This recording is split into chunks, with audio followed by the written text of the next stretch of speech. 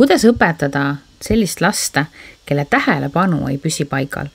Ta lihtsalt vahib aknast välja näiteks või ta hakkab rääkima suvalistest asjadest ja ta ei püsi absoluutselt paigal. Kuidas õpetada sellist last? Või mida teha, kui lapsel on näiteks lugemisega probleeme või kirjutamisega probleeme? Kõigest sellest ma räägingi ja jagan siukseid häid nippe ja teadmisi, need on puuduvad pusletükid. Ja usu mind, koolituselt lahkud sa vähemalt ühe sellise teadmisega, mis muudab sinu maailma.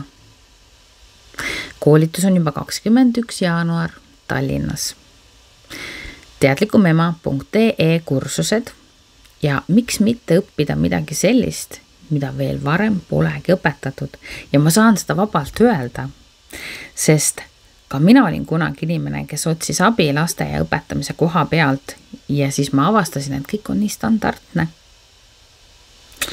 Ja siis ma leidsin siuksed väga super kõvad teadmised, millega saad oma last aidata õppeprotsessis. Kohtume kursusel.